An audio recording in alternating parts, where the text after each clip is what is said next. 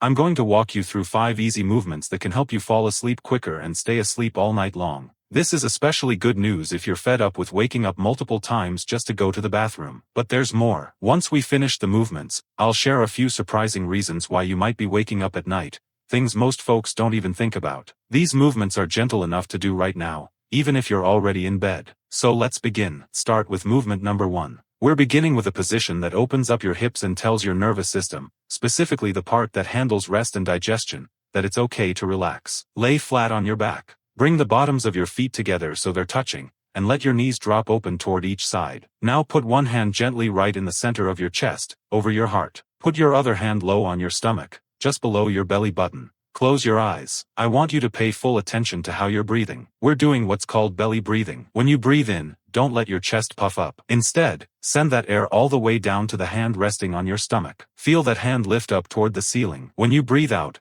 feel the hand sink back down toward your spine. Breathe in, belly expands. Breathe out, let your hips feel heavy. This position stretches the muscles on your inner thighs and groin area. When we release this tightness, we improve blood circulation to your pelvic area and tell your brain to reduce stress hormones. Now pay attention to what your body is telling you. If you're laying here and you feel a pulling feeling that hurts, or if your hips are stiff and your knees are floating way up in the air, your muscles are working against gravity. We don't want to struggle. We want to let go. Here's the easier version. Grab 2 pillows. Slide one pillow under your right knee and the other one under your left knee. When you support your knees like this, you take away the strain from your inner thigh muscles. You let the connective tissue relax without worrying about getting hurt. Let's stay in this position for another moment. Hand on your heart, hand on your belly. Breathe in deeply. Feel your diaphragm gently massage your internal organs. Breathe out completely, letting the stress of the day melt away. While you're pausing here, if you're ready to take back your sleep and you like a scientific but gentle way of staying healthy, please take just a second to click that like button. Let's help other people find this relief too. Let's move to movement number 2. Called the happy baby pose. Pull your knees up toward your chest. Open your knees so they're wider than your upper body. Now reach your hands between your knees and hold on to the outside edges of your feet. If grabbing your feet is too hard, you can hold your ankles or even your shins instead. The important thing is to keep your head and shoulders relaxed on the bed. Flex your feet so the bottoms face up toward the ceiling. Gently pull down on your feet, drawing your knees closer to your armpits. Why do we do this? For better sleep. This pose is wonderful for your pelvic floor muscles. When your pelvic floor is tight, it can send urgent messages to your brain saying you need to urinate even when your bladder isn't actually full. By stretching your hips and pelvic floor at this specific angle, we help those muscles lengthen and let go. You can add a gentle rocking motion from side to side here, massaging your lower back against the mattress. Breathe deeply into your pelvic area. Breathe in. Imagine creating more space in your lower back. Breathe out. Pull your knees slightly closer to the ground. Keep your neck long. Tuck your chin just a little bit. We carry tension in our jaw and neck that copies the tension we hold in our hips. Relax your jaw. Relax your tongue. Let your hips open up. Let's move to movement number 3. This is called the single knee to chest pose. Bring your right knee up toward your chest. Weave your fingers together. I want you to hold your hands under your knee, right on the back of your thigh, not on top of your shin bone. When you pull from the top of your shin, you can put pressure on your knee joint. By holding the back of your thigh, you protect your knee and focus the stretch completely on your hip and lower back. Pull that right knee gently toward your right shoulder. Keep your left leg stretched out long and heavy on the bed. We're focusing here on a muscle called the psoas and your lower back area. The nerves that control your bladder come out from the lower part of your spine. When your lower back is tight, squeezed together, or arched because of stress, it can bother these nerves and cause your bladder to be overactive. By gently compressing your hip and stretching your lower back, we're taking pressure off your lower spine. We're physically making room for the nerves to work calmly. Breathe into your lower back. Imagine the breath traveling down your spine and softening the area right above your tailbone. Let's switch legs. Slowly lower your right leg down. Bring your left knee in toward your chest. Hold your hands under your knee. Pull gently. Close your eyes. Feel where your back touches the mattress. When we're stressed out, we tend to arch our backs. This position does the opposite. It flattens your spine, which tells your brain you're safe. Relax your shoulders away from your ears. If you feel pinching in your hip, simply move your knee slightly out toward your armpit. There's no need to pull hard. Just a gentle pressure is enough. To finish this movement, let go of your hands. Slowly lower your left foot to the bed and slide your leg out until it's straight. Shake your legs out gently to let go of any remaining tension. Let's move to movement number 4. Please slowly roll to your side and push yourself up. We're flipping over for child's pose. Get on your hands and knees. Move your hips back toward your heels. Walk your hands forward and lower your forehead to the bed. Stretch your arms out long in front of you, or if you'd rather, rest them back alongside your body. The key thing here is to let your forehead touch down. This stimulates a gland in your brain and tells your body to shut down for the night. If the regular version bothers your knees or hips, we'll use the pillow adjustment. Step 1. Take your first pillow and place it across the back of your lower legs, right under your buttocks. This works like a spacer, taking pressure off your knee joints. Step 2. Take your second pillow. Place it on the bed in front of you between your knees. Now fold forward so your upper body and chest rest comfortably on the front pillow. This support lets your lower back round and open without strain. It lets your hips settle without pain. Breathe into the back of your ribs. Imagine your back is like a parachute filling up with air every time you breathe in. This pose turns your focus inward. It physically covers the front of your body, which is our vulnerable side,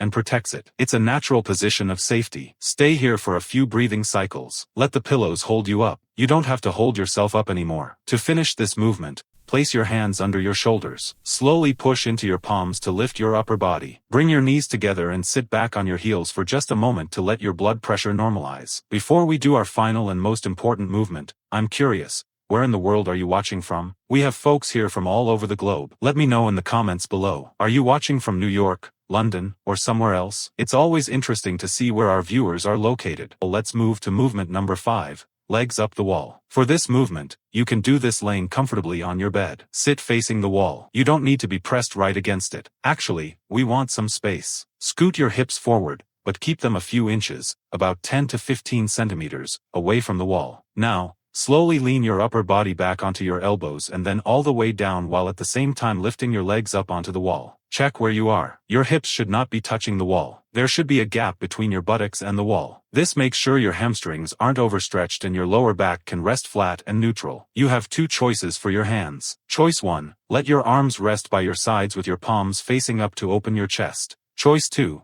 place one hand on your heart and the other hand on your lower belly. Now breathe deeply into your belly. We're using gravity here. In this position, the fluid that's been pooling in your legs all day starts to drain down toward your core. This stimulates receptors in your chest called baroreceptors, which lowers your heart rate and blood pressure right away. Feel the tingling in your feet as the blood drains down. Let the wall support the full weight of your legs. You have nowhere to go, nothing to fix. This is the ultimate reset button. To make it even better, you can add some gentle movement here. Flex your feet, pulling your toes toward your face, and then point them away toward the ceiling. Try doing this one at a time, alternating. Left foot flexes while the right points. This gentle pumping helps your veins return fluid even more efficiently. Now that you've learned the movements, we need to talk about the most important factor in this whole routine, timing. You might be thinking that because these movements are for sleep, you should do them 5 minutes before you close your eyes, or maybe you're thinking about doing them in the morning to start your day. Both of those ideas are wrong if your goal is to stop waking up at night. For this specific routine to work, you need to do it about 90 minutes,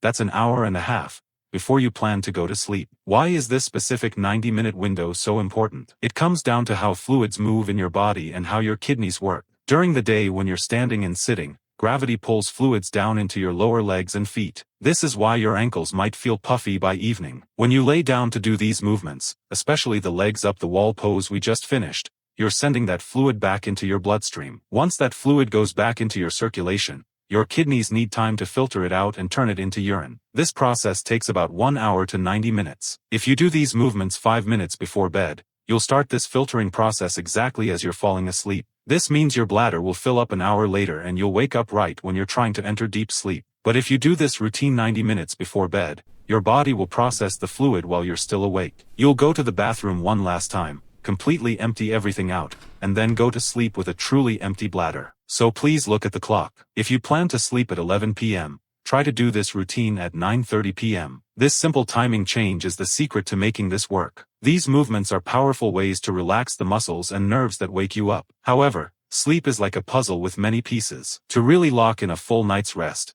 I want you to combine this routine with 3 simple lifestyle changes. Tip number 1, the caffeine cutoff. Caffeine stays in your system for about 5 to 6 hours, which means it takes that long for half of it to leave your body. That means if you have a cup of coffee at 4 p.m., half of that caffeine is still working in your system at 10 p.m. Try to switch to decaf or herbal tea after lunch. Give your body's natural sleep chemicals a chance to build up that sleepy feeling. Tip number 2, The hydration strategy. We often forget to drink water during the day and try to catch up at dinner. This is a recipe for waking up at night. Try what I call the 75 to 25 rule. Drink 75% of your daily water before 4 p.m. Drink the remaining 25% in the evening, and try to stop drinking heavily about 2 hours before bed. Hydrate early so you're not processing large amounts of water while you're trying to sleep. Tip number 3. Dinner composition. Avoid meals that are too salty or too sugary for dinner. Salt makes your body hold on to fluid, which you'll have to get rid of later. And sugar causes your insulin to spike, which can crash your blood sugar in the middle of the night, releasing stress hormones and waking you up. The best dinner includes slow-burning carbohydrates and quality protein. Think sweet potatoes, brown rice, chicken, or fish. This combination keeps your blood sugar stable and gives your brain what it needs to produce sleep chemicals like tryptophan and melatonin. Sleep is the foundation of your health. You don't have to accept being exhausted as your new normal. Try these 5 movements tonight. Remember the 90-minute timing rule and be patient with your body. If you found this helpful, subscribe for more practical, science-based wellness tips. Sleep well, and I'll see you in the next video.